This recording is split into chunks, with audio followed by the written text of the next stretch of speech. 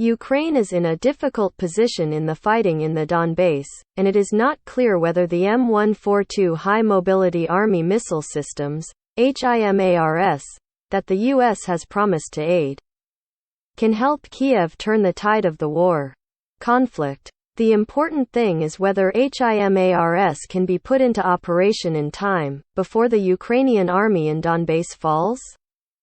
Pentagon leaders expect President Biden to approve the U.S. supply of Lockheed's HIMARS high-mobility artillery missile systems to Ukraine.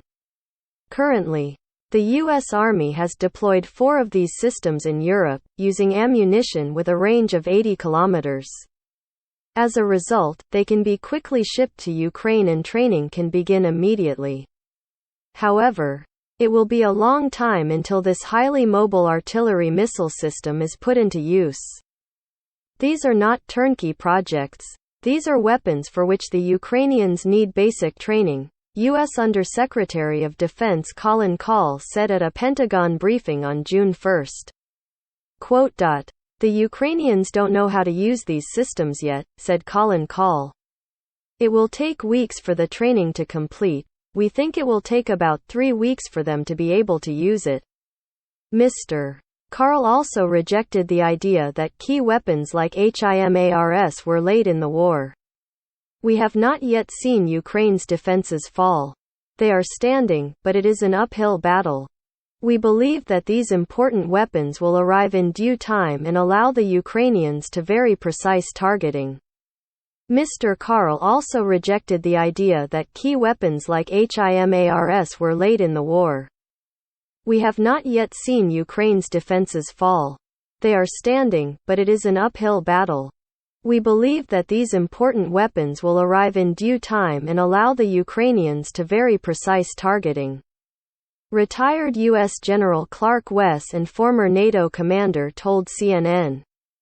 "I wish HIMARS could have come to the Ukrainians sooner, and it would have been better if they had had HIMARS 6 weeks ago.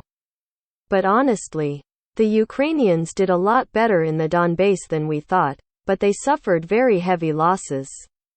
As I pointed out at the beginning of April, the benefit of HIMARS to Ukraine's defense systems has always been evident. However, at that time, these systems were not supplied to Ukraine, not for avoid angering Russia, but because the U.S. doesn't have the right version," National Security Advisor Jake Sullivan said. However, the U.S. Department of Defense yesterday said that Sullivan's statement was incorrect. The HIMARS system, and the guided missiles that come with it, will allow Ukraine to strike any target that it deems a dangerous threat, except those that lie within the borders of Ukraine, said Deputy Defense Secretary Carr. On Russian territory, clearly HIMARS will fit into the defensive operation that Ukraine is conducting in the east, said General Clark Wess. Had the Biden administration acted 2 months ago, Ukraine could have avoided some of the tactical retreats currently underway. However, General James Marks disagreed with this when he said that the U.S. could not provide many HIMARS systems and accompanying missiles to Ukraine, because in fact these weapons are very expensive. Before that, the M777 artillery systems that the U.S. provided to Ukraine also hoped to change the shape of the battlefield, but were defeated by Russia.